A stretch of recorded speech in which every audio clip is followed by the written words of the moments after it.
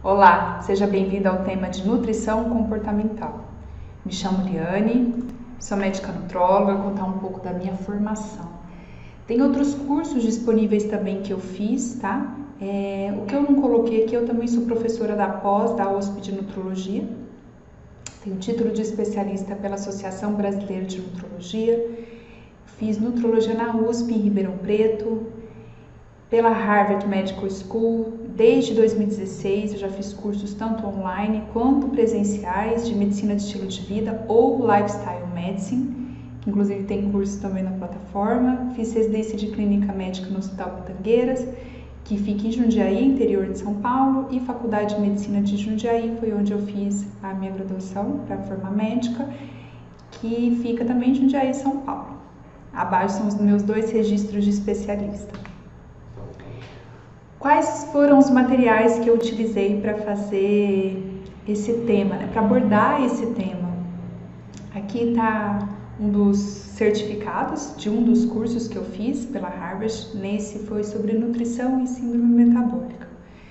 Eu adoro esse livro sobre nutrição comportamental, tá? Eu acho uma leitura, assim, caso você não conheça nada do tema ou esteja começando, uma fonte muito rica de informações. E o outro, Healthy Eating, que é a Harvard, ela tem vários, como se fosse assim, chega como se fossem revistas mesmo. São vários temas, é uma coisa fantástica, inclui desde artigos mais recentes até explicações de uma forma mais clara e mais acessível, que seja fácil de colocar no dia a dia a respeito de inúmeros assuntos. Então, nesse caso, envolve só o comer, né? A questão da nutrição. Assim que começa a leitura do livro de nutrição comportamental, tem já um texto que eu acho muito bacana, que quem escreveu foi a Alice Satter, em 2007, né? Falou, na verdade: comer é mais do que jogar lenha na fogueira ou abastecer o carro. Comer é mais do que escolher um alimento e dar para uma criança. Comer e dar de comer reflete nossa atitude e relacionamento com nós mesmos, com os outros e com as nossas histórias. Comer tem relação com autorrespeito, nossa conexão com nossos corpos e compromisso com a vida. Quando se fala em alimentação, principalmente nos tempos de hoje, né, na atualidade, na era da sociedade moderna, se você parar para pensar, nós temos muita informação e a todo momento essas informações elas se relacionam muito à questão do comer saudável, entre aspas. Já explico por que eu estou falando dessa forma, mas principalmente o que deveria ser mais enaltecido não é, ainda mais em redes sociais, onde pessoas que nem têm uma formação muito adequada acabam falando coisas segundo as próprias opiniões e se influencia muita gente, e muitas vezes até pessoas que são profissionais mesmo acabam ajudando a difundir de uma maneira que cria um relacionamento de guerra, né? Uma guerra com a comida. E dieta virou um termo assustador, sendo que na verdade dieta envolve nutrição, nutrientes, alimentos. E talvez o que seria mais importante começar a discutir em uma atualidade com tantos transtornos alimentares, com tantas restrições de grupos alimentares, levando a tantas pessoas a ficar em um quadro de desnutrição ou até muitas vezes doente, né? A doença mental, ela acaba se mostrando devido a uma dificuldade de relacionamento com a própria comida. Como a minha formação foi na USP, né? Durante 2 anos que eu fiquei lá, tem a parte da enfermaria, é uma enfermaria só para nutrologia, é um serviço, até o momento, é o único serviço de nutrologia que tem uma enfermaria só para os pacientes próprios da especialidade, e a equipe é formada tanto por nutricionistas quanto por nutrólogos, né? E todos os pacientes são discutidos diariamente, e para fechar uma conduta é visto as duas partes, então do nutricionista e do nutrólogo, enfim. E aí, nessa parte de internação, tinha tanto pacientes internados quanto no ambulatório, que é um ambulatório que é de pacientes com transtornos alimentares.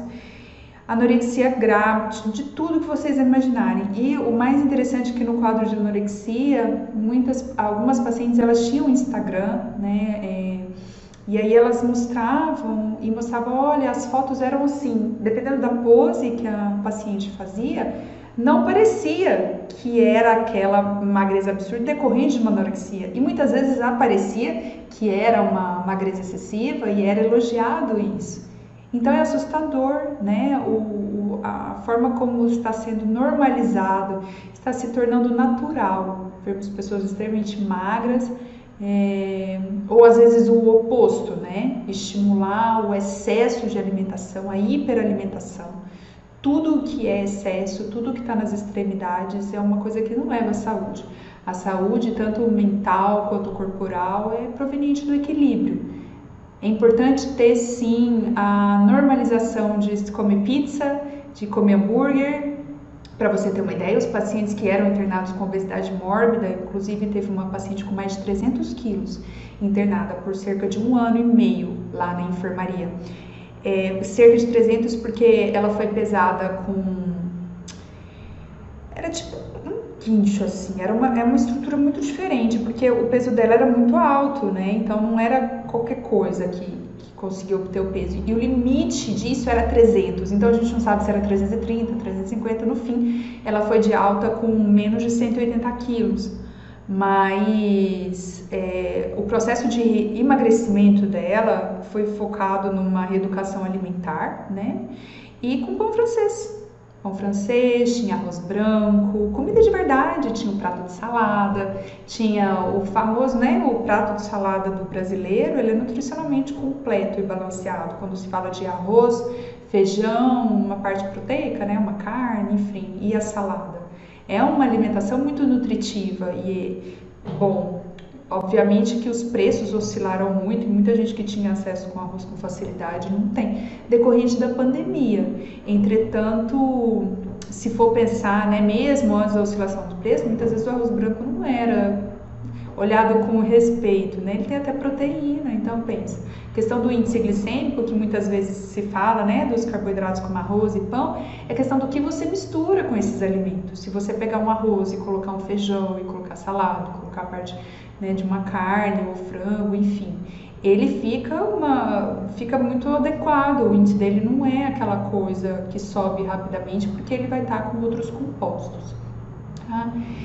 O que é muito importante lembrar é que quando se fala de comida, a comida ela envolve muito mais do que simplesmente o ato de comer.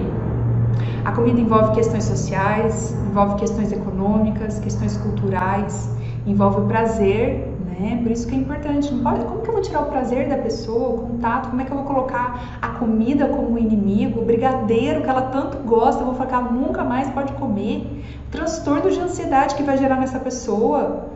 Pensa, e fora que, dependendo do tipo de pensamento que essa pessoa tem no hábito, ao invés de deixá-la mais tranquila pelo fato de focar em alimentos mais nutritivos, ela vai ficar obcecada pensando no brigadeiro. Por exemplo, se eu disser para você, não pense no vestido vermelho, não pense. A chance de você, na hora, já pensar no vestido vermelho, ficar com ele na imagem, assim, refletindo, por que eu não posso pensar no vestido vermelho? E o vestido vermelho? É muito grande. Então, muitas vezes, falar para a pessoa que ela não pode comer, causa uma ansiedade tão grande, é um desespero tão importante, que muitas vezes isso pode se ver em ou uma despedida do brigadeiro, ou um desconforto que pensa no brigadeiro o tempo inteiro, ou até consegue fazer uma restrição, mas logo depois começa a comer em grandes quantidades. Obviamente que o brigadeiro foi um exemplo. Então, o objetivo dessa aula aqui é que eu espero, né, te convencer da importância que se tem em ajudar o paciente a ter um bom relacionamento com a comida, a não fazer restrição de grupos alimentares e aprender a comer. O alimento é um aliado. Então, qual é a melhor forma de lidar com os inúmeros alimentos que existem no dia a dia? Fora que a questão socioeconômica influencia demais. Se a pessoa tem acesso ou não a um determinado alimento, ou se às vezes não tinha muita grana, acabou tendo uma mudança de nível de dinheiro, e aí é um boom, a pessoa às vezes não tinha dinheiro para ir para o restaurante, agora tem. Você entender qual momento a pessoa está vivendo, em categoria social, né, momento econômico, é super importante, porque muitas vezes ela teve um ganho de peso rápido, ela está tendo um consumo muito grande de alimentos porque ela nunca teve. E aí trabalhar para acalmar, para evitar um ganho de peso muito grande e evitar transtornos alimentares associados é muito importante. Mais do que isso, questões culturais. O indivíduo que mora no Nordeste está acostumado a comer cuscuz, ou está acostumado, uma pessoa que está acostumado a algum alimento específico, né, no Norte, às vezes o açaí, misturado com os alimentos, você falar que não pode ou não respeitar isso na hora de orientar os alimentos, isso fere muito o dia a dia do indivíduo. E muitas vezes você pegar um alimento que é super nutritivo e orientar para uma pessoa em outro local que não tem tanto acesso, isso também complica, até porque o preço aumenta, né? Não só a questão de ser mais fácil ou mais difícil de achar. Se uma coisa não é habitual de um determinado lugar, tem que vir de muito longe e tudo mais, acaba que o preço altera. Questão de encontros com família.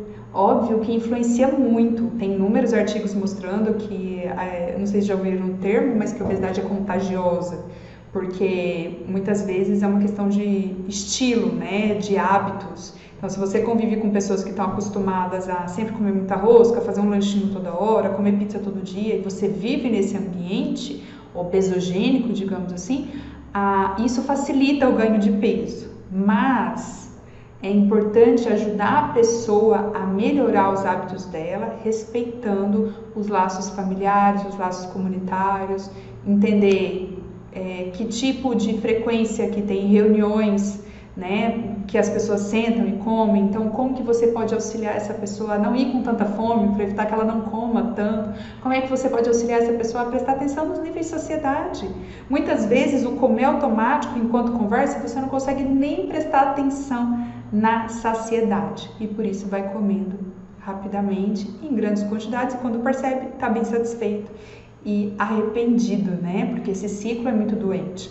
Come, fica com culpa por ter comido, se arrepende, sente a pior pessoa, como se fosse muito errado, e aí acaba que com essa ansiedade decorrente do comer vem a culpa, e da culpa come de novo, porque afinal fica deprimido, está culpado, está ansioso, e esse ciclo não para. Então, falo muito para meus pacientes do consultório: comeu, que delícia, porque você quebra o ciclo. Você não gera culpa, você não gera ansiedade, você não gera nada. Você gera prazer. E aí com isso as coisas vão ficando mais calmas, tá? Cada vez mais tem um alto índice de doenças crônicas, hipertensão arterial sistêmica, diabetes mellitus, inclusive até o câncer, tem muitos cânceres relacionados com o estilo de vida, com a forma de nutrição dos pacientes. Transtornos alimentares, dentre eles, então, anorexia, bulimia, ortorexia, vigorexia, são alguns deles. E tem uma divisão, inclusive em umas aulas que eu dei,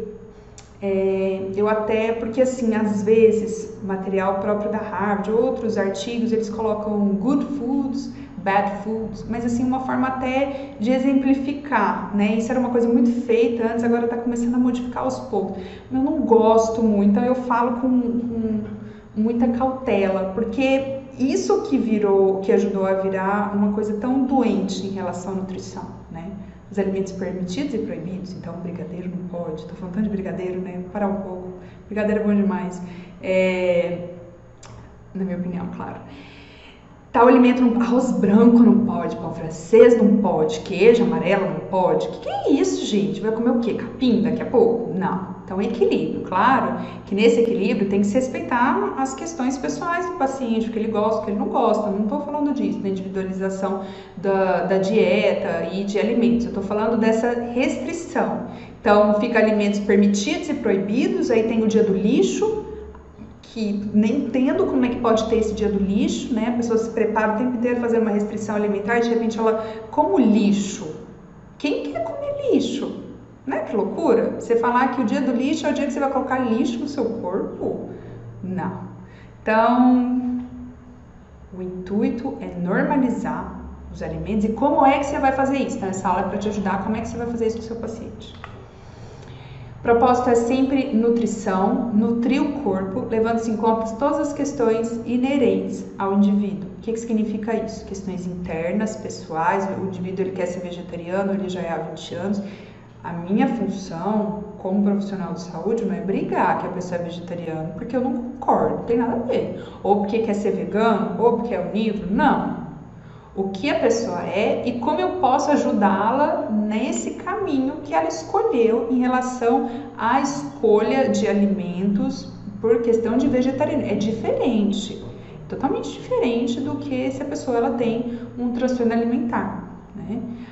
E humanizar mais, incluir, entender o que essa pessoa quer e qual é a melhor forma de você ajudá-la no caminho dela, no percurso dela, porque hoje sabe-se que ser saudável não é mais a questão do que come, né, ou do exame que você tem lá na sua vida, um exame laboratorial, não, é saúde mental, né, a pessoa às vezes ela tá com HDL lá, colesterol, que é colocado como bom, de 80, que é um colesterol, um nível maravilhoso, super protetor, e tá tipo deprimida, não sai da cama, ou tem comportamentos totalmente assim que causam alterações que prejudicam muito o dia a dia dela, e isso não é equilíbrio, né?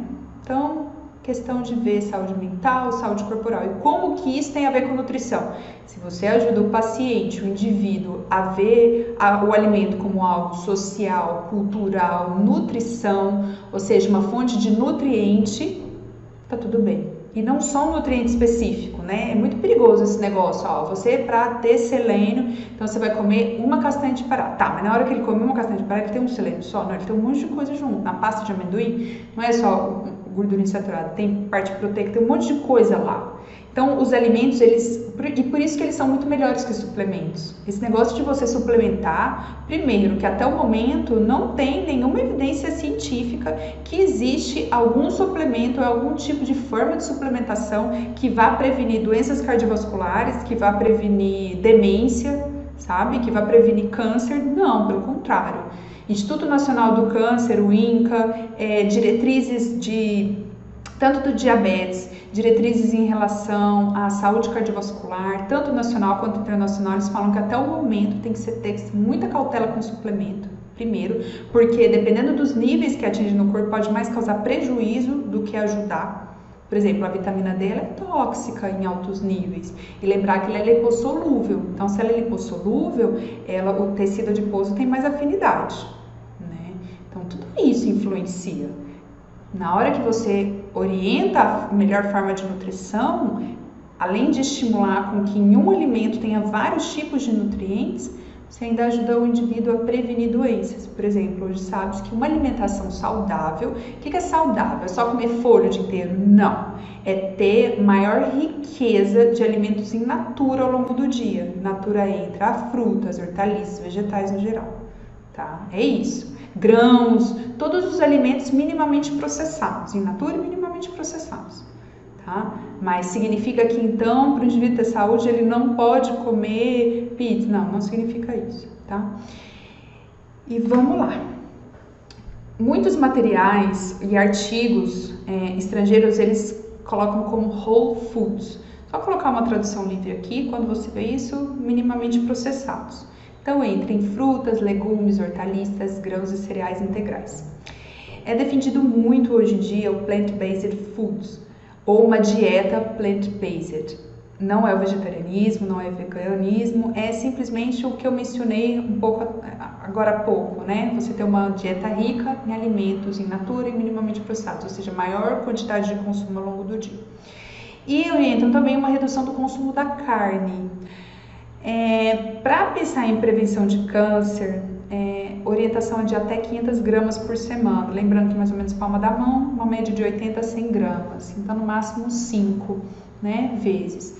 Tem a questão porque a carne, ela pode, em alta quantidade, estimular a inflamação, gerar um estado inflamatório no corpo. Tem a questão de ser mais rica em gordura saturada e tem a questão também, se você pensar de prevenir o câncer, né, em excesso, Principalmente a carne, quando ela é submetida a altas temperaturas, então carne de churrasco, carne que é grelhada muito rápido, ela forma compostos e esses compostos são carcinogênicos. Então, de preferência, se a pessoa ela come muito churrasco, ela grelha muito a carne vermelha, orientar que antes faça um processo, assim, estimular mais a carne cozida, sabe? A carne preparada no vapor, essa coisa que não tenha uma alteração de temperatura muito brusca, para não formar esses compostos. E também tem a questão né, do ecossistema, a questão ambiental. Por quê? Porque se todo mundo reduzisse um pouco a carne que come, então pegasse um dia sem carne, né, que tem toda essa propagação de 1 a 2 dias sem carne, você teria diminuição de CO2 decorrente, né, do gado, enfim, de todos os animais que têm um processo de criação para obtenção de carne. Seria reduzido a água que é gasta para poder hidratar essa quantidade grande de animais. Então seria assim, esses espaços poderiam ser utilizados para ser plantado outros tipos de alimentos vegetais que às vezes facilitaria a alimentação de mais pessoas. Ou às vezes esses espaços nem poderiam ser utilizados para reflorestar determinado local. Então tem muita coisa aí no meio, né, que diminui o impacto ambiental pela escolha. Se cada um escolhesse então um dia, isso significa que então eu vou forçar a pessoa que eu estou atendendo, a pessoa do meu lado a reduzir? Não. Significa que eu posso orientar e explicar, né, todos os benefícios de reduzir e substituir. Então essa pessoa ela come outros tipos de alimentos de origem animal, pode reduzir a carne vermelha e substituir por peixe, nisso já tem ômega 3, maior quantidade. Pode substituir por frango, pega um frango, preferência filé, peito de frango, filé de frango, grelhado ou, enfim, cozido. Não frito, né? Mas se quiser frito também, eventualmente está tudo certo. Uma forma de mostrar um prato, né, um comer saudável, digamos assim. O que tem que ter num prato no dia a dia para ter, não num prato, o que tem que ter num dia pensando de alimentação e hidratação para ser considerado uma coisa mais saudável? Beber água, de preferência água em maior quantidade, não substituir por chá, café, enfim, nem por leite. Eu quero dizer, tudo entra como líquido, obviamente, mas é porque eu já vi alguns pacientes substituindo água por água de coco. Falam, nossa, que é muito mais chique, mas na verdade a água de coco ela tem uns eletrólitos, né? Acaba que tem um pouquinho mais de potássio, tem outras coisas, e não é água, né? Então, água ainda é melhor para a fonte de hidratação. A menos que a pessoa, por exemplo, se a pessoa tiver um síndrome do intestino curto, sais de reidratação oral é melhor do que a água, por conta, principalmente se tiver ostomia, porque acaba saindo na ostomia. Então, beber água, chá, café e limitar a quantidade de leite, principalmente se for leite integral, tá? Orientar sempre o semidesnatado ou desnatado por conta da concentração de gordura. E suco, evitar bebidas açucaradas. Na hora que for pensar na variedade de grãos, preferência pelos grãos integrais, mas se tiver preferência pelo arroz branco, tá tudo certo. Pode sim comer arroz branco todo dia e comer outras coisas que são integrais, porque lembrar que o que é integral tem a questão da fibra, que ajuda a reduzir colesterol, glicemia e ainda no funcionamento do trato gastrointestinal, tá? Aqui ele fala tanto do pão, macarrão, arroz e limitar alimentos que são refinados, né? Então, por exemplo, o açúcar refinado, aqui ele ainda fala arroz branco e pão branco. Então, limitar. Significa que não pode ter? Não, limitar. Escolher peixe, aves, aqui pode ser também feijão, outras leguminosas. Tem também o feijão, tem a lentilha, pode lembrar do grão de bico, coloca nozes, queijo. Então, ele coloca as formas de proteínas saudáveis. Evitar os processados como bacon e outras carnes, né, que passam por esse mesmo processo. Aqui a parte das frutas, aqui dos vegetais, quanto maior a variedade, melhor, tá? E lembrar que batatinha frita e batata não conta aqui como vegetal. Eu sei vocês, eu viro e mexo, os pacientes chegam, comer salada de batata não vale, é uma delícia, mas não entra aqui. Ela entra como carboidrato, né? E os óleos, esse negócio, ó, óleo de coco, deixa pra lá, sabe? Porque os estudos ainda não mostram que o óleo de coco é benéfico, teve toda a coisa, teve a manteiga,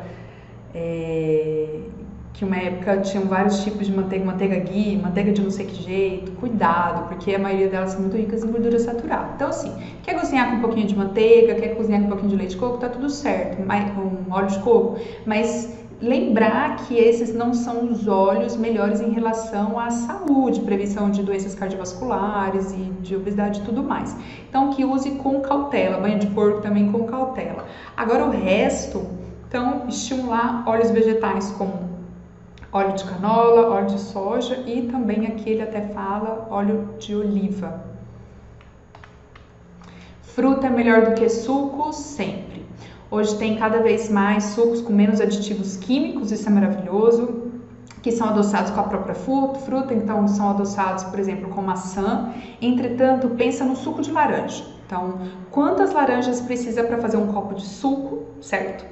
E a saciedade. Primeiro que é líquido. Tudo que é líquido ele tem menos saciedade do que algo que você utiliza o processo de mastigação, né? Que envolve mais liberação de hormonal, liberação de substância, tem a questão mecânica, enfim, é diferente.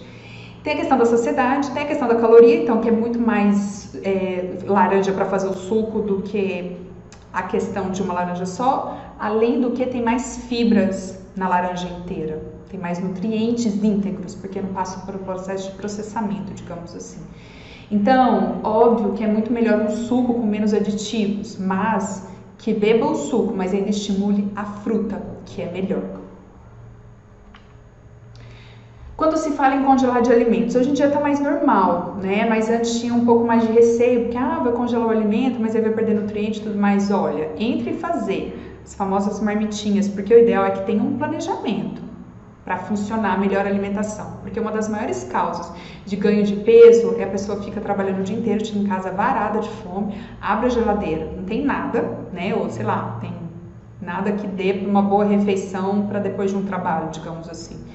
Faz o quê? Delivery, ou pega uma rosca que estava por lá, um chocolate que estava perto. Então, assim, está muito relacionado a hábitos. Viu como é importante a questão do comportamento? Primeiro, se você consegue um hábito em que a pessoa não compre tanto rosca e tanto chocolate não deixa à vista, já cortou isso. A pessoa vai chegar com fome, ela vai pegar o chocolate, não tem. Se começa a criar o hábito de orientação, de planejamento de refeições, é maravilhoso, porque a pessoa chegou com fome, tem coisa congelada, é só ela descongelar rapidinho no micro-ondas, ou às vezes na panela.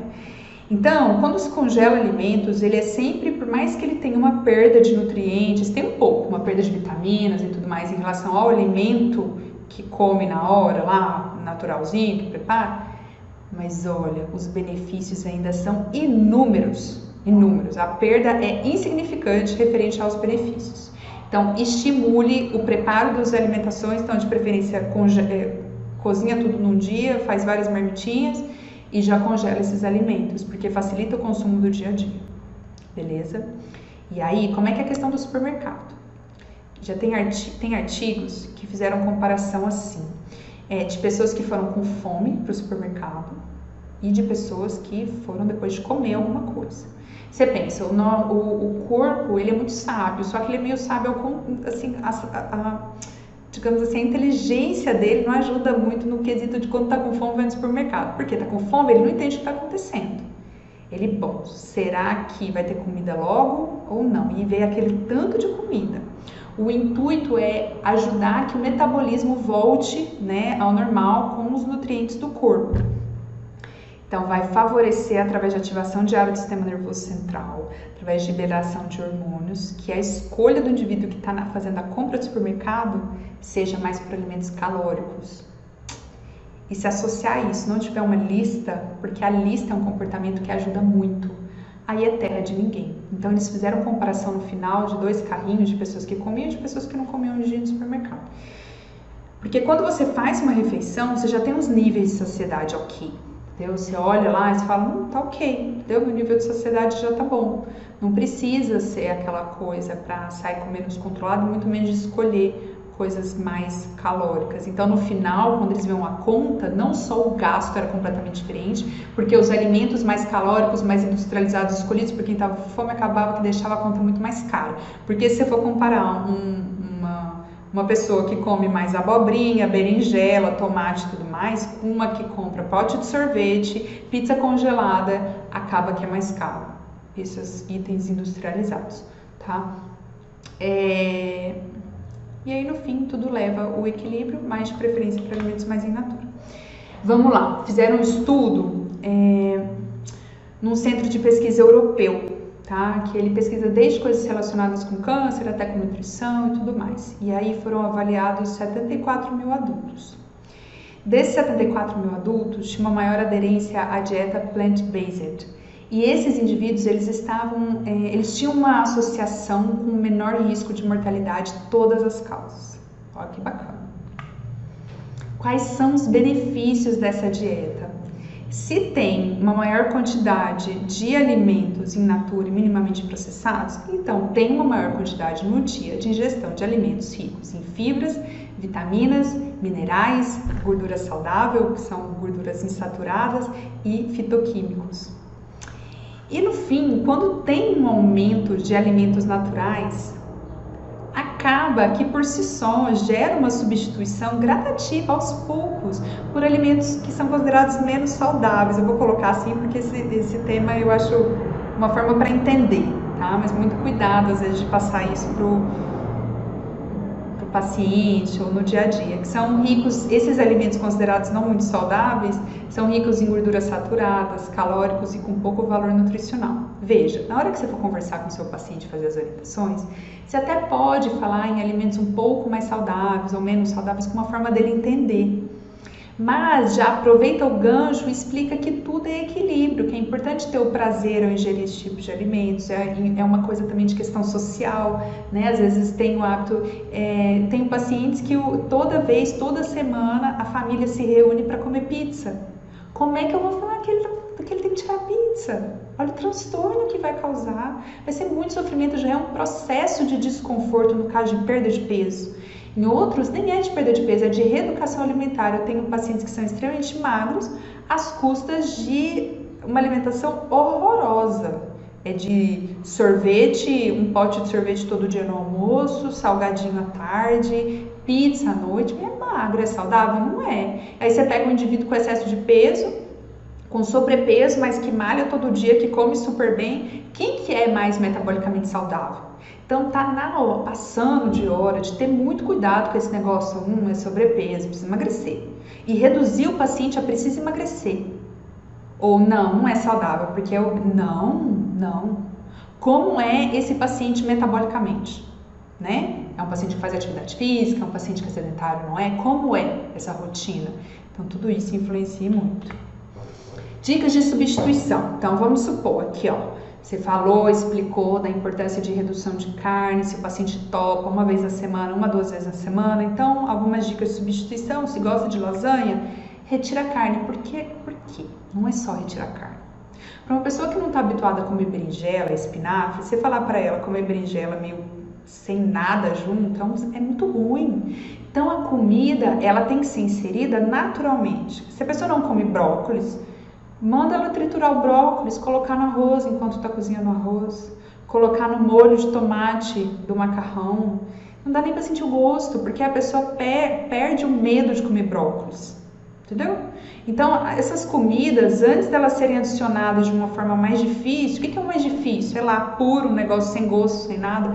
Isso é só para quem está habituado e gosta muito. Para uma pessoa que está acostumada a comer, isso é muito difícil. Então, tem que ser gostoso. Eu sempre falo, quando eu vou explicar, salada não é uma alface pura. Salada tem que ser gostosa. Como é que é uma salada gostosa? Então a pessoa pode colocar as folhas, pica um pepino, coloca um queijo branco lá, ó, picadinho, põe um orégano, um azeite, um sal, um limão. Ou pode fazer um molho do iogurte, pega um iogurte natural, pode colocar azeite, põe um pouquinho de sal, orégano, fica uma delícia. Entendeu? Aí vai falar pro trem comer só alface pura? Nem eu quero alface pura, tem que ser gostoso. Então, a lasanha, uma dica é retirar carne e adicionar. Aí você não precisa falar que bom que você já aprende a comer. Não, ó, para retirar carne já põe a berinjela, espinafre, cogumelo. Explica que para berinjela, para tirar a acidez, não ficar ruim, fatia a berinjela, deixa numa água com vinagre uns 10, 15 minutos para tirar aquele gosto mais amargo. E aí troca a água, tipo, e pronto. Põe para cozinhar, tá tudo certo. E escolher um dia, né, para a pessoa poder se organizar, um dia da semana. E outras fontes também de vegetais, como proteínas, como feijão, grão de bico, soja, lentilha e ervilha. Claro, vou até falar mais pra frente, que é totalmente diferente o processo de substituição em relação à quantidade de gramas, né, obtidas da proteína em relação a uma carne e um grão de bico, por exemplo, um feijão. E utilizar temperos. Então pode ser, de preferência por temperos naturais, né? Porque todos os temperos que são comprados, você dá uma olhadinha lá no rótulo, dá até muito sódio, nem são, fora os outros aditivos químicos, mas é tudo muito excesso. Mas se às vezes para o paciente foi importante colocar aqueles molhos cheios de coisa, que põe os molhos cheios de coisa, pelo menos tem um estímulo para começar a comer salada, e depois você pensa como é que você vai arrancar o molho, uma etapa por vez. Isso é uma das bases de nutrição comportamental, entendeu? Muita calma nessa hora. O que dá para mudar nesse momento? O que o paciente consegue? Se o paciente estiver desorientado, muda o menos possível, para ele se sentir capaz, para ele sentir que ele consegue, para ele sentir que ele dá conta. Senão ele desiste, porque ele já está desesperado, não sabe o que faz. Então, temperos naturais para favorecer o sabor dos alimentos e deixar saborosos. Ensina o paciente a ler rótulo. Não é nada, sabe? Coisas básicas. Por exemplo, o que é coisa básica? Pensa numa pessoa que não sabe nada de comida, tá chegando no supermercado que tem 1000 tipos de iogurte. Não sabe nem por onde começar. E um é R$12 e o outro é 6, metade do preço. E aí, como é que escolhe? Então, coisas básicas. Por exemplo, ensina a ver por grama, porque a indústria é danada, às vezes põe referência, ou ml, né, no caso de líquido, mas às vezes eles põem até em grama, mas às vezes põem 30 ml e da mesma marca, mas com preço totalmente diferente, eles põem 100 ml, aí parece que um é menos calórico do que o outro, aí vira terra de ninguém. Explica para pôr a referência da mesma quantidade de ml ou da mesma quantidade de grama, tá? E aí, então vai olhar, se tá a mesma referência, vai olhar qual que tem menos carboidrato, qual que tem mais proteína, qual que tem mais ou menos sódio. 3 itens que já estão, assim, já tá maravilhoso, já ajuda muito o paciente. E simplificar, porque menos é mais, tá? E aí, se ele já estiver mais esperto, aí mais pra frente você explica da gordura saturada, gordura trans, gordura insaturada. Aqui uma forma que eles colocam, esse aqui é um padrão mais dos rótulos dos Estados Unidos, mas eu quero mais só contar mais as informações. Então explica para a pessoa começar no início do rótulo. Eu sei que parece ser meio básico, mas tem gente que acaba olhando para o final e não presta muita atenção na quantidade de grama, quantidade de porção e tudo mais, tá? Quais nutrientes devem ser limitados? Então, colesterol. O colesterol, ele é excelente, necessário para fazer um monte de coisa no corpo, como, por exemplo, os hormônios. O problema é o excesso, como todos os nutrientes. Sódio também precisa diariamente para fazer coisas no corpo, o problema é o excesso. Gordura trans, não. Mas deixa comer umas gordura trans um pouquinho de vez em quando para ter o prazer do comer. Então, é o total, né, de gordura, 12 gramas, gordura saturada, gordura trans, então colesterol e sódio, limite esses. Aqui, tem esses nutrientes de uma forma satisfatória. Aqui também entra a questão do carboidrato, tá? Limitar a questão do carboidrato. Proteínas, bom, vitamina A, vitamina C, cálcio. Aqui ele colocou ferro, mas você pensa nos outros nutrientes na forma geral. E checar as calorias. Até umas 40 calorias, na verdade até menos de 100 calorias, você vai colocar como uma caloria mais baixa. 100 calorias é moderado e 400 calorias é alto, né?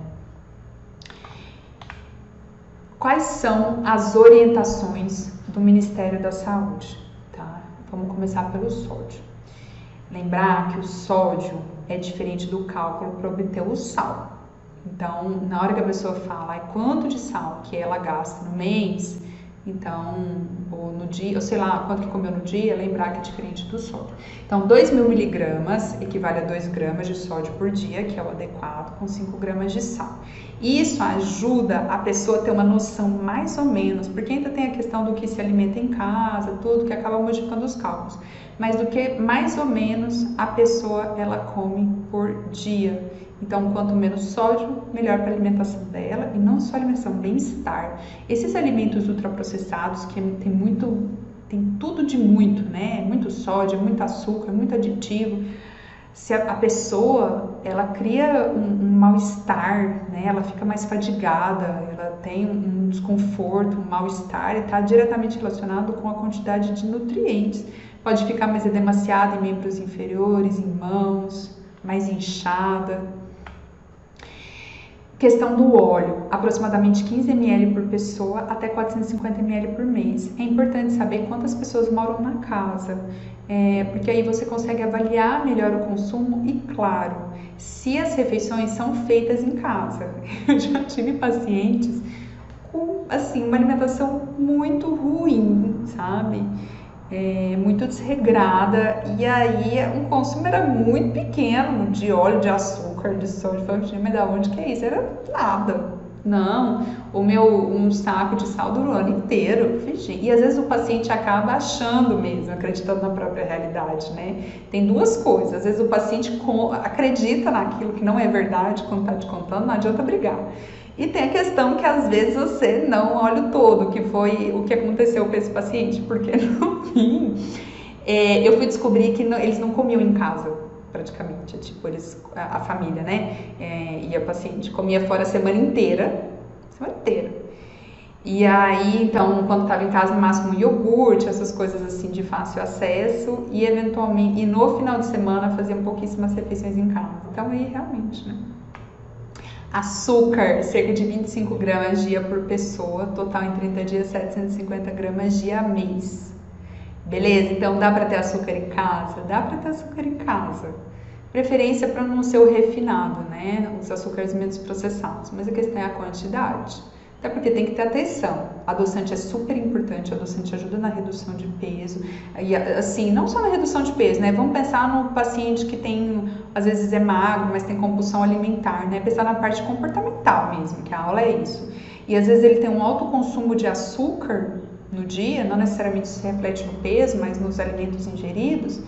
Você transformar tudo isso para adoçante, talvez a quantidade que ele consome de adoçante seja uma coisa absurda. Então tem que lembrar que adoçante ele também tem algumas coisas que não tornam ele totalmente saudável. Então equilíbrio, tá? Qualquer coisa, dependendo se for um consumo excessivo, não precisar ter medo do açúcar, desde que esteja dentro das orientações. Quando se fala de dieta, né? Cada vez tem uma dieta da moda, mas tem algumas dietas mais consagradas.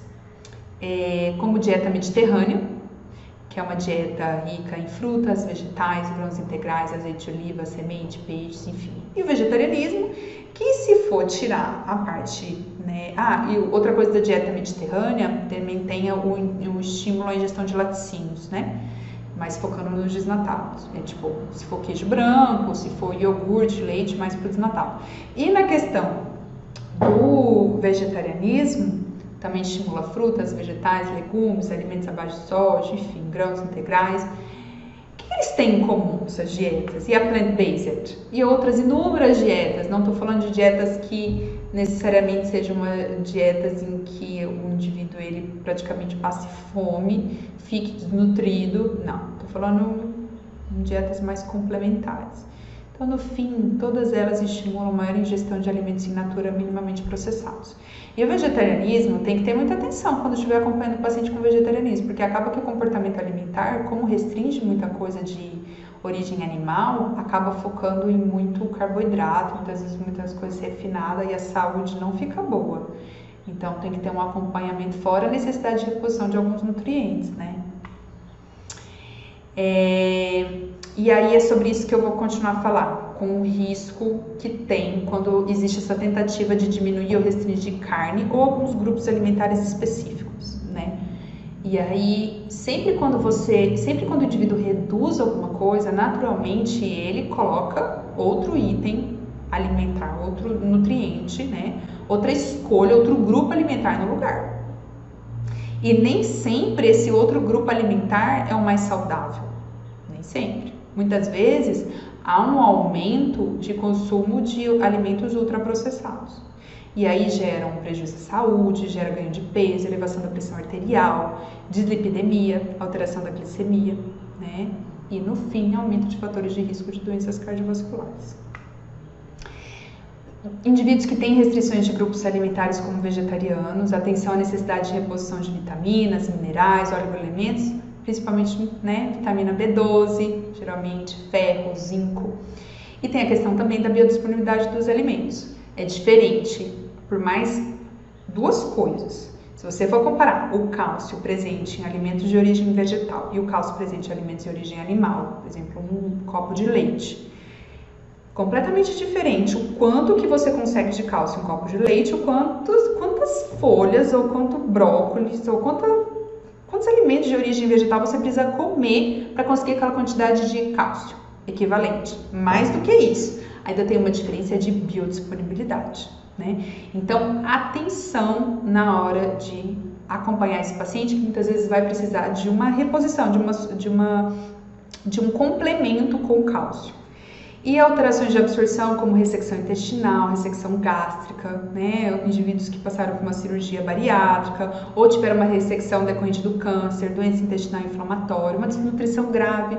Tudo isso não só tem uma perda de nutriente, que muitas vezes é necessário repor, não só com a alimentação, mas com suplementos, porque tem deficiência, mas também porque quando tem um estado importante de desnutrição, tem uma perda de proteínas, principalmente albumina, entre outras, e pode causar um edema de alça. Então, as velocidades que são responsáveis por absorção na parte intestinal, ela acaba ficando com edema, dificultando essa absorção e causando problemas. Grãos. Quando se fala de grãos, esse estudo que foi feito mostra que o consumo de grãos regular, então o que é? Entre o indivíduo comer uma grande quantidade em 2 dias da semana e comer pouquinho todos os dias, é melhor comer pouquinho todos os dias. Então esteve associado a quedas de taxas de mortalidade. Eles fizeram um estudo com mais de 350 mil participantes e aí mostrou que as fibras elas têm fatores protetores.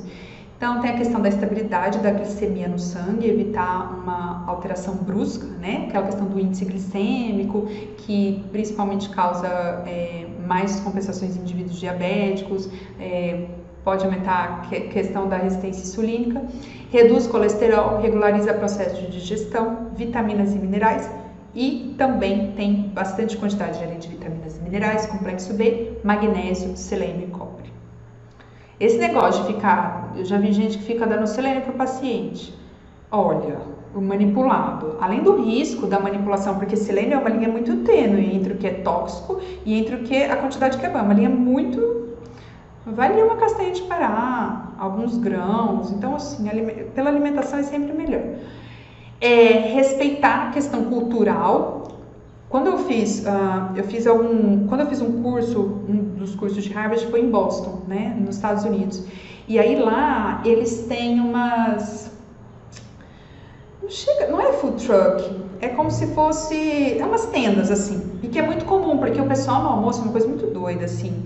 Muitas vezes, dependendo do tempo que eles têm, como no curso, eu não tinha um tempo tranquilo de almoçar, né? Era uma coisa mais dinâmica. Então, é justamente para isso. Quando é curto tempo, eles têm várias barraquinhas com alimentos saudáveis. É uma coisa, assim, fantástica. E aí já vende em cubuquinhas. E lá era super comum amaranto e trigo sarraceno. Você ia pedir a salada, pedir os combos, assim, tudo vinha com isso. E um preço acessível. Claro que o dólar oscila muito, foi há muitos anos, mas assim, acessível para a questão do dólar lá, né? Óbvio. Mas aí, quando eu voltei para o Brasil, não tinha esse... Custava achar amaranto, assim, quando eu achava, às vezes era um preço muito alto. O trigo sarraceno também, então... É importante, porque eu não estou falando só questão de exterior ou interior, porque Brasil e questão internacional, né, outros países, porque às vezes é até chique, né, as pessoas falam, não, mas tal nutriente tem que ser no alimento que é importado. Não, não tem.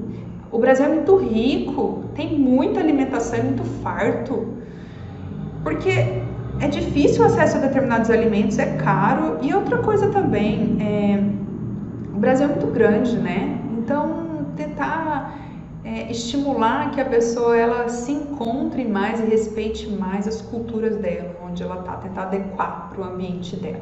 Então, outros tipos, aveia, quinoa e arroz. Fibras, né? O que as fibras ajudam? Então, ajuda na saciedade por maior tempo, lembrar da questão da diferença de tomar um suco e comer a própria fruta. Reduz o LDL é danado, porque em altas quantidades esse colesterol, que é considerado colesterol ruim, ele é responsável pelo processo de aterosclerose, então formação de placas no interior dos vasos que podem levar à obstrução, ou seja, o sangue com nutrientes e oxigênio ao invés de passar, ele deixa de passar, e aí o que acontece? Pode levar a infarto agudo do miocárdio, a pessoa infarta, acidente vascular cerebral, o famoso derrame. Então, quanto menor o LDL, melhor. Então, as fibras ajudam nisso. Reduz resistência insulínica, ou seja, previne o diabetes, promove melhora do trânsito intestinal, para ter uma adequação das fezes, né? Um trânsito intestinal que funcione bem, lembrar dos 3 itens. Estimular a atividade física, exercício físico para auxiliar na motilidade do trânsito gastrointestinal. Hidratação adequada, principalmente focando em água, e também a alimentação equilibrada em nutrientes, com quantidade de fibras, que ajuda bastante. Dietas ricas em fibras, então, está associada a menor incidência de doença cardiovascular, diabetes mellitus tipo 2 e obesidade. E digestão lenta, que reduz o índice glicêmico, né? Então, o índice glicêmico, quando fala isso, quer dizer que é uma medida de quão rápido o açúcar do alimento entra no sangue. Então, uma estabilidade de glicemia. Carboidratos. Quando se fala em carboidratos, tem sim os carboidratos refinados e processados, em que o intuito é diminuir o consumo. Então, uma dica legal de você explicar para o seu paciente é que alguns alimentos devem ter o consumo diminuído, porque eles acabam prejudicando a saúde, pode comer mas em menor quantidade, e o outro, que eles favorecem a saúde, então, que coma em maior quantidade. Então, farinha branca, açúcar, sucos industrializados, roscas e pães não são carboidratos que devem ser estimulados em grande quantidade. Restrição, lembra da questão do vestido vermelho, lembra da questão do risco de se transformar em compulsão, em algum transtorno alimentar, então, não. Então, os alimentos eles podem ser consumidos a todo momento, a questão é a quantidade. E auxiliar o paciente, por exemplo, então, como eu expliquei, que ele se planeje no dia e no outro dia também, caso ele não tenha conseguido, para fazer refeições melhores. E desestimular o já que. Por exemplo, a pessoa chutou o balde na sexta.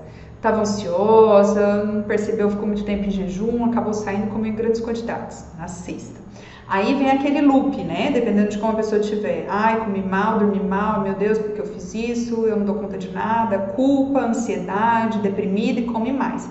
Aí no sábado, já que eu comi tudo errado na sexta, vou comer no sábado também. Já que eu comi tudo errado na sexta, no sábado, vou comer no domingo, porque a dieta, dia de começar é na segunda. Ninguém tem que começar nada. O intuito é que a alimentação seja equilibrada o resto da vida. E como tudo para ter equilíbrio, um dia pende mais para baixo, outro dia pende mais para cima. É normal. Então, quando o paciente tiver esses momentos, de sexta foi tudo chuto balde, beleza, tá bom. Então, sábado, qual é a forma de você se reorganizar? Qual é a forma de você se reorganizar, entendeu? Como você pode comer melhor? É isso que tem que ser estimulado. E auxiliar o paciente, então, se ele ficar muito tempo de jejum, tentar comer uma coisa antes. Se não deu, chutou o balde, no outro dia ele tentar comer mais salada, evitar ficar tanto tempo de jejum, para uma forma de cessar esses comportamentos muito exagerados. Quando se fala em carboidratos ruins, que as pessoas falam muito, é porque são carboidratos que eles têm uma digestão mais rápida. E isso acaba refletindo na alteração glicêmica, o índice glicêmico, né? Ele fica mais alto. E o que é o problema no corpo, né? Por que induz a resistência insulínica? Por que dá complicações? Porque como tem um carboidrato sendo liberado mais rápido no corpo, tem uma liberação rápida de insulina. Então, a longo prazo, isso pode prejudicar a resposta do organismo após a ingestão de alimentos com alto índice glicêmico. Então, porque libera muito rápido a insulina, pensa, o pâncreas liberando rápido a insulina, pode causar toda uma resistência e uma alteração pancreática, resistência insulínica, complicação, diabetes. Intuito, então, quando der, combinar alimentos. Por que eu falo quando der? Quando a pessoa quiser comer uma rosca, né, não tem como ficar falando, na rosca você põe uma salada. Não, deixa eu comer a rosca. Mas em outras situações, como arroz branco, feijão, fonte proteica, equilíbrio índice glicêmico. Equilíbrio no pão francês, por exemplo, é diferente comer um pão francês com manteiga, que é gostoso, mas não deve ser uma coisa com frequência. Comer é bom demais, né? Pão que é gostoso, é uma delícia, comer é muito bom. E é isso que as pessoas estão tirando dos outros. É um crime você tirar o prazer de comer de alguém. E aí o pão com a manteiga, ele não tem nutriente lá, ele é praticamente um carboidrato, né? Então a elevação é muito rápida do índice glicêmico, fora que a saciedade é praticamente nenhuma. É muito mais fácil uma pessoa comer 2 pães com manteiga do que 2 pães com recheio de ovo, uma fatia de queijo branco, uma folha de alface. Por quê? Porque a saciedade é muito diferente pela quantidade de nutrientes e pela questão do índice glicêmico também. Então, reforçar que a preferência é por colocar mais recheios que dão saciedade.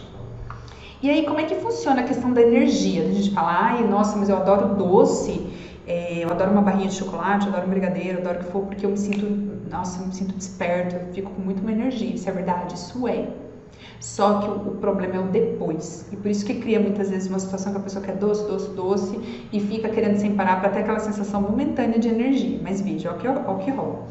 O açúcar é um carboidrato simples que é digerido e absorvido rapidamente no sangue. Então, a questão do índice glicêmico alto, ao comer o alimento doce, fica super alerta, porque tem aquela liberação rápida de energia, né? E se sente fisicamente energizado. Só que o efeito é muito curto, ele dura cerca de 1 hora. Por quê? Tem uma resposta pancreática super rápida com liberação de insulina. E essa, em grande quantidade, ela rapidamente abaixa a glicemia. E a energia, ela fica muito baixa, ela fica pior do que antes de comer o doce. Então, ao invés de ficar falando lá focado em tirar o arroz doce do paciente, orienta coisas que devem ser feitas. Por exemplo, ao invés de ficar focado, o paciente tomou muito refrigerante, tá bom, você topa diminuir o refrigerante, 2 copos por dia para 1? Tá.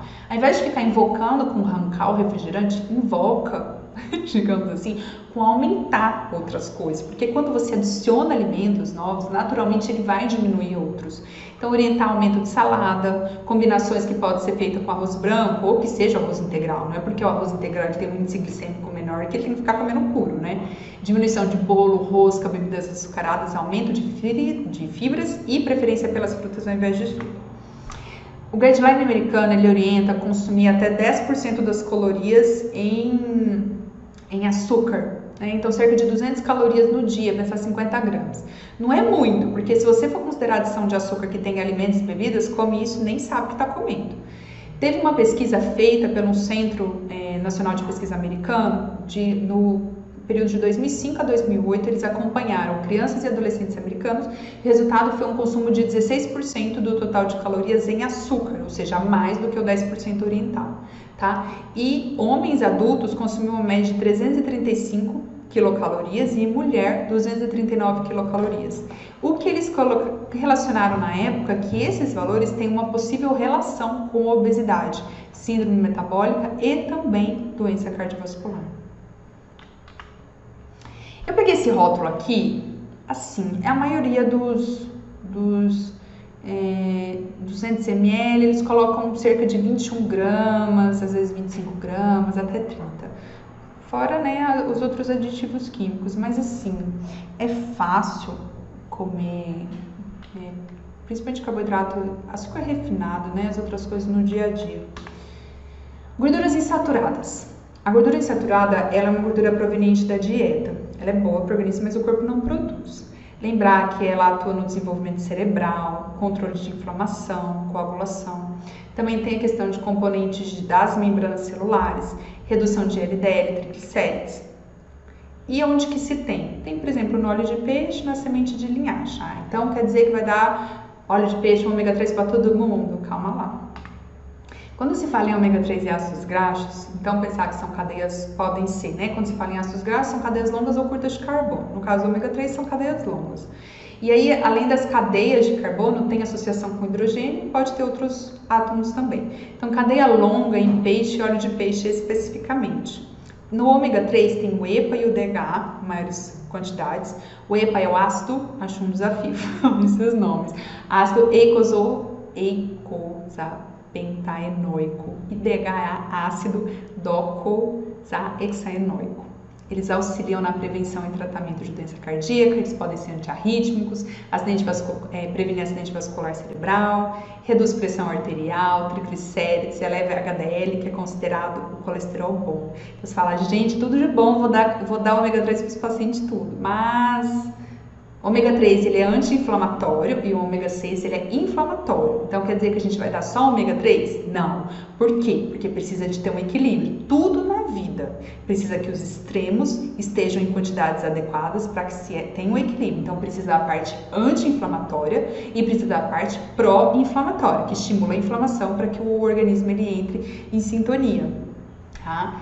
Em alguns estudos também pode reduzir o uso de medicações anti-inflamatórias em indivíduos com artrite reumatoide. Entretanto, tem vários estudos que mostram que não tem, assim, não é nada super conclusivo a ponto de mudar uma diretriz ou um guideline até o momento, né? Os estudos mudam tanto, mas de falar que realmente tem que ser dado para a população para prevenção de doenças e tudo mais, não tem. Por quê? Os estudos mostram que para realmente ter uma modificação, uma melhora na saúde, é por parte dos alimentos, que o suplemento nem sempre tem essa boa ação. Claro que em situações de hipertrigliceridemia, então os triglicéridos estão elevados, eles ajudam sim, eles têm uma queda, eles acabam levando HDL, mas o que é mais mesmo assim seguro, e também período, né, pré-gestacional, tem indicações, enfim, tem algumas indicações específicas para ômega 3, mas cuidado para não sair dando para todo mundo, porque ainda mesmo nos estudos em relação à prevenção de doenças, o melhor ainda é orientar peixe, que seja 2 vezes peixe na semana, pelo menos. Colocar, não come, vegetariano, então tá bom, coloca uma colherinha de linhaça ali no iogurte, no alimento, em alguma coisa para poder ter acesso ao ômega 3, tá? Porque as fontes alimentares ainda são mais efetivas que o uso de suplementos. Quando se fala do ômega 6, ácido linoleico, bom também para prevenir doenças cardíacas, sim, porque lembra do equilíbrio, precisa dos dois. Reduz a VL, reduz a AVC, está presente nos óleos de cártamo, soja, girassol, óleos de milho, nozes e tem alguns alimentos que acabam falando, adição de óleo de cártamo, adição de óleo não sei o que lá. Cuidado, porque alimentos industrializados às vezes têm uma adição excessiva desses óleos e acabam mais prejudicando. E uma quantidade adequada, de acordo com referência de ingestão adequada, né? 17 gramas em homens de 19 a 50 anos, 14 gramas em homens de 51 a 70 anos, 12 gramas em mulheres de 19 a 50 anos e 11 gramas em mulheres de 51 a 70 anos. Óleo de coco. E aí, como é que é a questão do óleo de coco? Então pensa assim, tem um pessoal que defende óleo de coco, que eles falam que a alta concentração, é rica em gordura saturada, tá bom, mas que a alta concentração de ácido láurico, né, parte desse grupo aí de gordura saturada, que eleva o HDL. Entretanto, até o momento não tem evidências científicas que realmente, assim, evidências científicas feitas de formas de qualidade, né, porque dependendo do tema que tiver, se for lá no Google acadêmico, tem tudo que você quiser para defender o seu ponto de vista. A questão é se é confiável ou não, qual a instituição que fez, se foi um estudo randomizado ou não, e tudo isso influencia. Então, o que se tem até o momento, que é 90% rico em gordura saturada, portanto eleva o LDL, aumento de LDL estimula aterosclerose, estimula risco de aumento de doença cardiovascular, risco de acidente vascular cerebral, risco de várias doenças que comprometem a saúde. Então, o intuito é limite o uso, invista em óleos vegetais como azeite de oliva, soja e óleo de canola. Proteína é tudo de bom, desde que seja dada com cautela, no sentido de individualizar o paciente. Então, quantos anos esse paciente tem? Ele tem alguma doença associada? Um paciente com uma nefropatia, né, com uma alteração renal. Não é muito adequado colocar muita proteína para ele, a menos que ele já esteja em diálise. Então, atenção à função renal, atenção à função hepática, né, porque influencia também proteína na questão hepática. Pacientes desnutridos, maior oferta proteica associada a exercício físico, fracionar ao longo do dia anabolismo. Por quê? Antes achava assim, principalmente até a questão do whey, uma fonte proteica, né? Não, então a proteína ela tem que ser dada em grande quantidade antes ou após a atividade física. Hoje já se sabe que, na verdade, vale a pena a regularidade, então todos os dias ter uma adequação proteica, né? Não só nos dias que treina, e também a questão do anabolismo, então para você favorecer que o músculo, ele forme músculo, que ele cresça, é que seja fracionado. Então, se foi calculado 60 gramas para o paciente, ao invés de dar 60 gramas ou 40 gramas numa dose só, 20 gramas de manhã, 20 gramas no almoço, 20 gramas no jantar, por exemplo.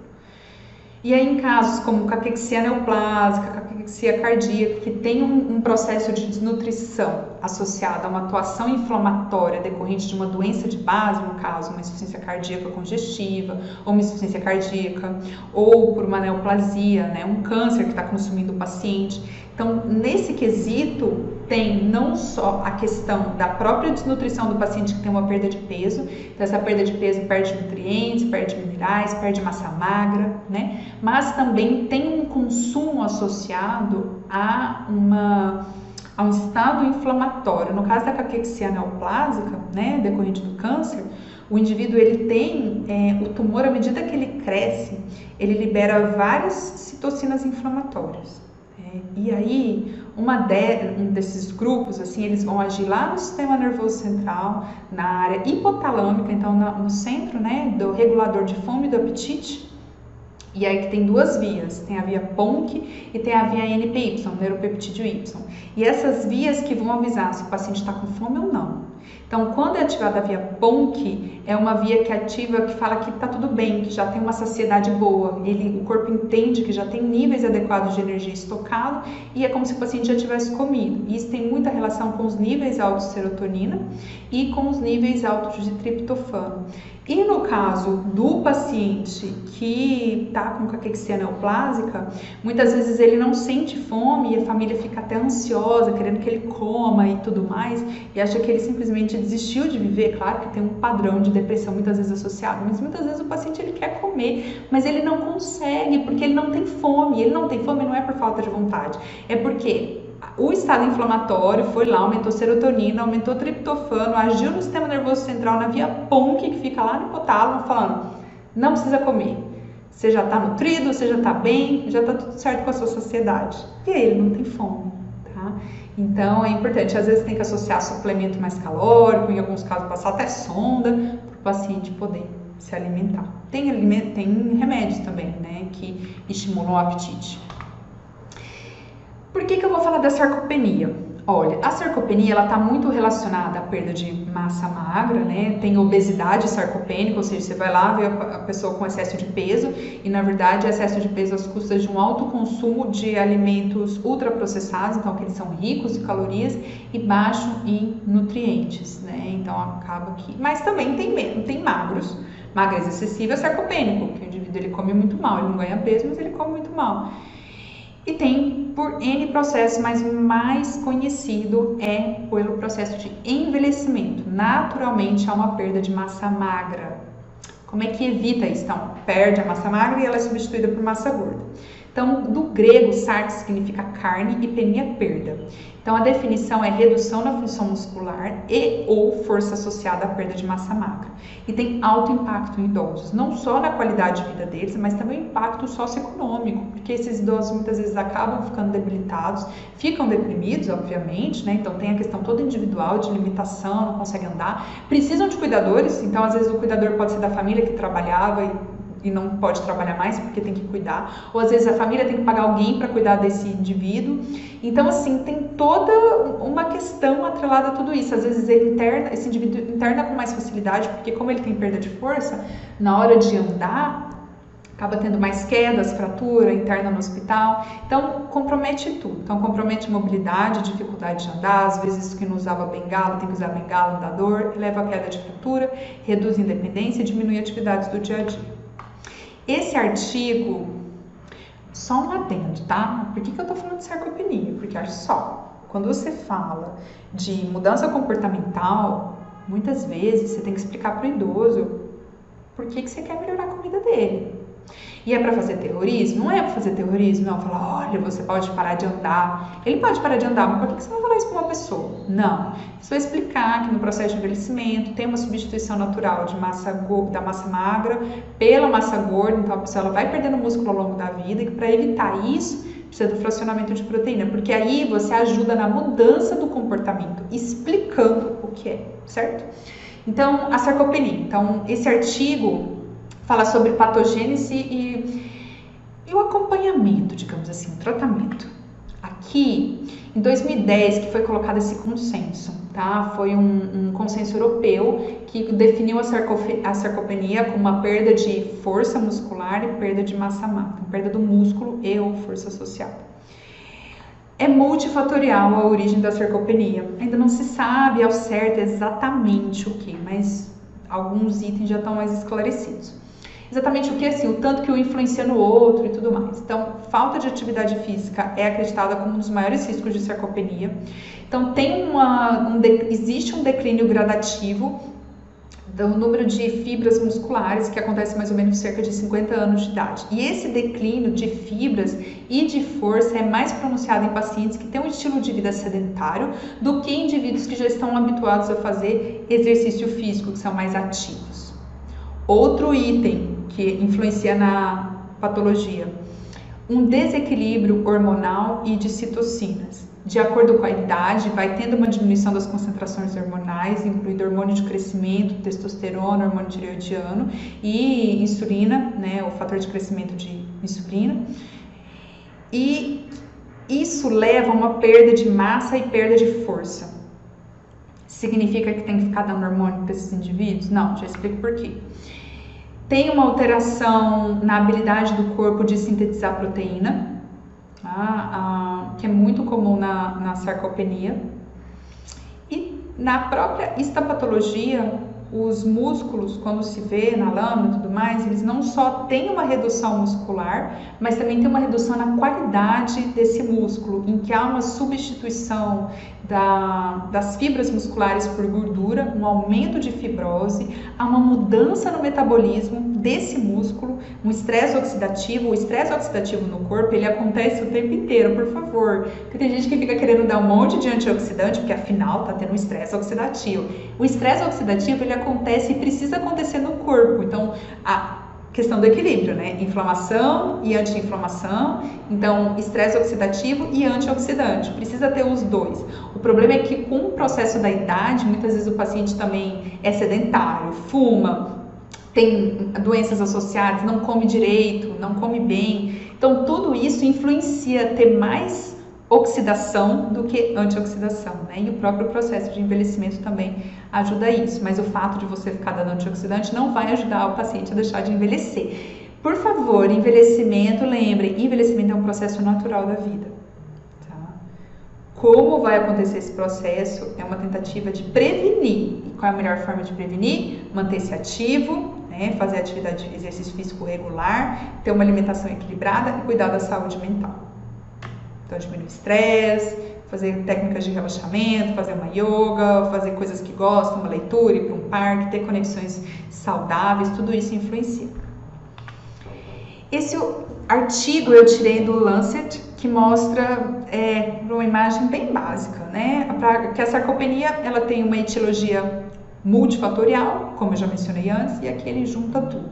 Então, tem apoptose celular no meio, tem mudanças de microvasculatura, tem presença de inflamação, desbalanço, então alteração do equilíbrio do metabolismo proteico, a falta de exercício físico entra como desuso, inatividade, modificação neural das placas, estresse oxidativo, mudança de hormônios e fator de crescimento. A classificação ela vai de pré-sarcopenia, então quanto antes identificar que esse indivíduo ele tem uma perda de função, tem uma perda de massa magra e já começar, qual que é o tratamento? O tratamento é fazer exercício físico resistido, então aquele direcionado à musculação, funcional, alguma coisa que seja anaeróbica, associado à quantidade proteica adequada, mas não adianta só dar proteína adequada se os outros macronutrientes também não estiverem adequados. Por quê? Porque acaba que por mais que seja uma coisa mais hiperproteica, com uma proteína adequada, se o corpo não tiver o carboidrato que precisa, o lipídio que precisa, acaba que ele não vai ter proteína suficiente para fazer músculo, é mais fácil quebrar, às vezes, digamos assim, quebrar o músculo, né? Para sarcopenia e sarcopenia grave, aí quando está grave é muito mais difícil de reverter. Diagnóstico e tratamento. Como eu mencionei, então, até o momento o tratamento indicado é uma adequação nutricional, equilíbrio de todos os macronutrientes com foco na proteína, na quantidade, no fracionamento ao longo do dia, associado tem que ter exercício físico existir. Se é um paciente acamado, óbvio que vai ter um processo de atrofia mais intenso muscular, mas que seja fisioterapia é uma coisa maravilhosa e ajuda muito no anabolismo. A orientação não é prescrição de exercício físico, porque prescrição disso cabe ao profissional especializado, mas é de explicar para a pessoa que ela tem que fazer associado a alguma coisa. O que é a questão dos hormônios? Então, testosterona e outros esteroides anabólicos, eles tiveram um efeito modesto devido a efeitos adversos como aumento de câncer de próstata em homens, virilização em mulheres e aumento de risco de eventos cardiovasculares, não é indicado. Tá? Hormônio de crescimento, GH, promoveu aumento de massa magra, mas não levou ao ganho de força nem função muscular. Então, até o momento, proteína e exercício físico. Lembra que eu mencionei a questão da oferta proteica? Veja aqui, olha só, no salmão, um pedaço médio de salmão tem quase 20 gramas de proteína, tá bem? Feijão, uma xícara de chá de feijão, 100 gramas, tem 20 gramas. Fala, nossa, vou pegar a proteína tudo do feijão, mas veja, 20 gramas. Você pegar uma xícara de chá e é medida caseira do alimento, uma xícara de chá do feijão é cru. Cru, ele tá pequenininho, você aumenta isso para 2 vezes quase depois que ele fica cozido. É muito feijão. Tem a questão da distensão abdominal, é muita coisa. Então é um desafio realmente. Muitas vezes tem que suplementar com whey, dar outras coisas, porque se o paciente for vegetariano, se ele tiver alguma restrição alimentar importante, ainda mais se não comer a parte, porque se ainda ingerir laticínios, ainda já ajuda, porque tem o leite desnatado, que já ajuda a 9,7 gramas de proteína, iogurte, uma dica que dá também é você pega o leite desnatado, o líquido, e coloca o leite desnatado em pó, sabe? Você aumenta a quantidade não só de cálcio, mas aumenta também, não é tanto carboidrato, porque é desnatado, você aumenta também a quantidade de proteína. Ricota, ovo de galinha. Fizeram um estudo que o intuito era avaliar o consumo de proteínas entre as mulheres, tá? E se isso trazia mais saúde ou não, mas tinha o respeito também com os outros macronutrientes. E aí, eles separaram em 2 grupos. Então, um grupo adequou a dieta colocando um pouco mais hiperproteica, então era 25% do total dos macronutrientes. Essas mulheres, elas tiveram menor probabilidade de ter um infarto agudo do miocárdio ou evoluir a óbito por doença cardiovascular em comparação com mulheres que comiam menos proteínas. Mas qual que é o viés? Não se sabe se o sucesso desse estudo, o resultado positivo, foi por conta de uma adequação proteica, ou seja, porque elas não era realmente questão da proteína, ou se é porque foi uma substituição de outros alimentos, porque a medida que insere novos alimentos é uma substituição natural de outros não tão assim saudáveis, digamos assim, né? Por outros alimentos que eram consumidos como carboidratos refinados. Não se sabe. No fim é que o resultado foi positivo, porque substituindo por carboidrato refinado ou sendo porque atingiu a adequação proteica, os dois são coisas muito positivas. E o ovo, hein? Como é que é? Ovo pode, não pode? O que orienta? Eles publicaram um artigo no JAMA falando sobre a relação de uma dieta rica em colesterol ou consumo de ovo. Por que eles colocaram o ovo? Porque o foco foi na ingestão do ovo. Mas como o ovo é um alimento rico em colesterol, eles já ampliaram, né, por essa questão. Lembrar que no dia a orientação é de cerca de 300 miligramas de colesterol no dia. O colesterol é super importante para o organismo, para fazer várias coisas. O problema, né, é o excesso. Um ovo, a gema de um ovo médio tem cerca de 186 miligramas de colesterol. Se você pensar no dia, um ovo já foi quase tudo de colesterol. E ainda tem os outros alimentos, tem leite, se a pessoa comeu chocolate, tem creme de leite, tem um monte de coisa que tem colesterol em maior quantidade. Só que tem que lembrar que tem a relação com o perfil genético. Muitos indivíduos, eles comem quantidades exorbitantes de ovos e eles ficam super bem em relação a não ter alteração de colesterol, e já tem outros que comem menor quantidade, o colesterol já aumenta super. Então, eles avaliaram de uma forma geral cerca de de mais de um ovo dia no consumo, e no fim, quem comia mais ovo teve mais complicações, tinha mais chance de ter complicações. Esse acompanhamento, eles começaram em 1985, foi muito tempo. Durou de 85 até 2016. Então, foi a associação entre uma dieta rica em colesterol ou consumo de ovos com incidência de doenças cardiovasculares. Foram avaliados 29.615 participantes. E o resultado foram adultos dos Estados Unidos, né, americanos, o aumento de consumo de colesterol. Então, o que eles colocaram como uma dieta rica em colesterol ou ovos foi um aumento significativo, mostrando um maior risco de incidência por doenças cardiovasculares ou óbitos por todas as outras causas de mortes relacionadas, de acordo com a quantidade de ovo consumido. Ou seja, quanto mais ovo consome, maior esse risco de complicações de doença cardiovascular e maior risco de óbito. Qual que é a orientação no fim, tá? A maioria dos pacientes, orientar cerca de um ovo dia. Então, no máximo 7 ovos na semana.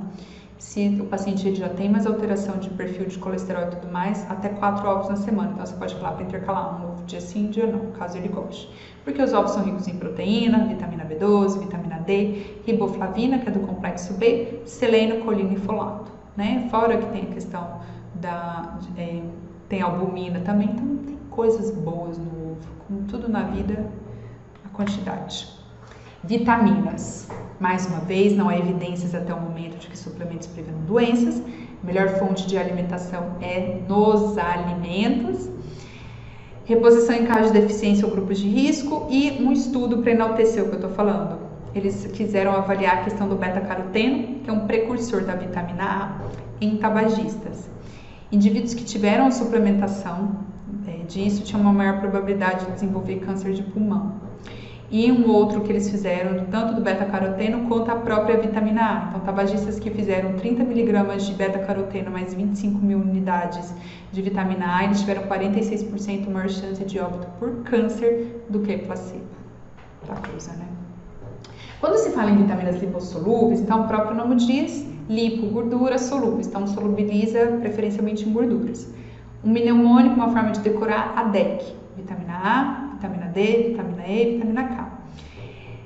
Por ela ser armazenada no tecido de repouso, né, porque ela gosta da parte da gordura, isso influencia também na absorção. Indivíduos que têm esteatorreia, indivíduos que estão usando, por exemplo, Orlistat, que é aquela droga para obesidade, é um medicamento para obesidade, para emagrecer, que ajuda que nas fezes sai o excesso de gordura, podem ter deficiência dessa vitamina.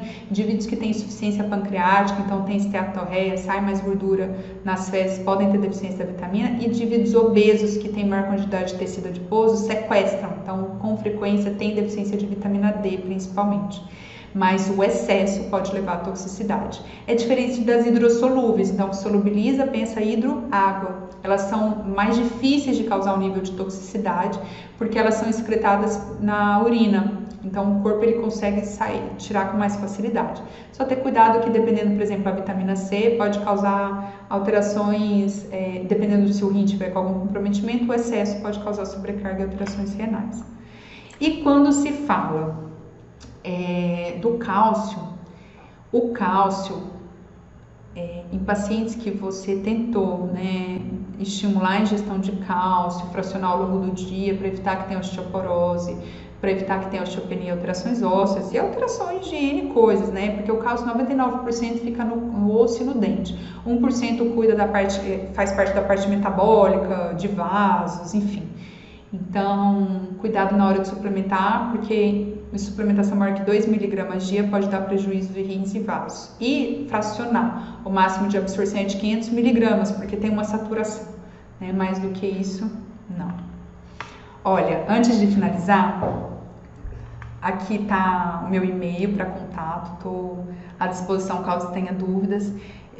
Eu sei que, assim, eu espero que tenha ficado muito claro a importância de como profissional de saúde, tentar ver o paciente como um todo, né? Inserido na realidade dele, inserido nas necessidades. E mais importante, lembrar que o alimento ele tem que ser visto como amigo. Então, se eu conseguir passar isso de uma forma clara e que consiga trazer uma perspectiva diferente, ou se você já acredita nisso, que consiga continuar o seu trabalho com o paciente, eu fico muito feliz. Eu acredito que o mundo está doente na relação com a comida, né? E nós precisamos melhorar e aprender muito, não só como profissionais, mas também como pessoas. E se talvez nós tivermos essas mudanças pessoais e profissionais, a gente consiga pegar o maior número de pessoas para poder melhorar a situação atual e diminuir tantos transtornos, muitas vezes que levam até suicídio, né? Em busca de um corpo ideal, às custas de um detrimento da saúde pessoal, da saúde mental e da saúde corporal também. Então, até mais.